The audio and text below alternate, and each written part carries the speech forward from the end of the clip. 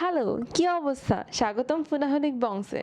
প্রতি সোম এবং বৃহস্পতিবার রাত ৮টায় আমার নতুন নতুন রেসিপি আসবে শুধুমাত্র ফুদাহলিক বংশে। আজ আমি রান্না করব কচুরলতি শুটকি। কচুরলতিতে রয়েছে iron, fibre, vitamin C, iodine এবং শুটকিতে রয়েছে vitamin D, minerals, protein, iron এবং আয়োডিন।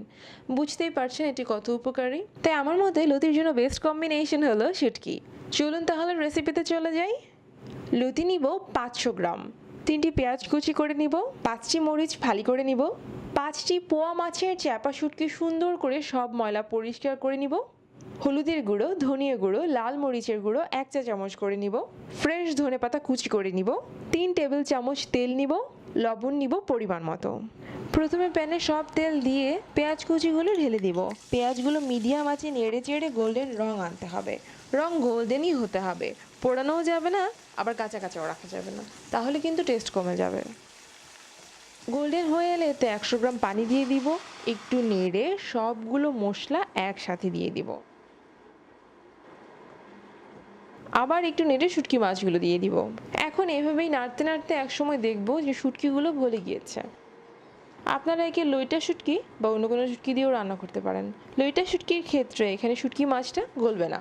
যেই শুটকি দেন খেয়াল রাখতে হবে শুটকি মাছটা ধোয়ার সময় যেন খুব ভালো করে ধোয়া হয়, না হলে নিচে যদি বালু থেকে যায় তাহলে পরে আর সেটা খাওয়া যাবে না।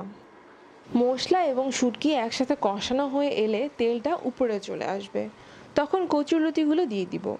ঢাকার কোনো দরকার নেই, যেন নিচে লেগে না যায় বা পুড়ে না যায় তা লক্ষ্য করলেই হবে। এরপর কাঁচামরিচ দিয়ে খানিকটা নেড়ে নামিয়ে ফেলার 1 মিনিট আগে ধনেপাতা ছিটিয়ে দিব।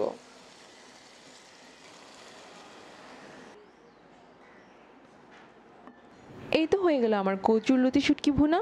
আমার রেসিপিটি যদি ভালো লেগে থাকে তাহলে আপনারা বাসায় ট্রাই করতে পারেন, আমাকে কমেন্ট সেকশনে জানাতে পারেন যে কেমন হয়েছে এবং অবশ্যই আমার চ্যানেলটি সাবস্ক্রাইব করতে ভুলবেন না। ধন্যবাদ।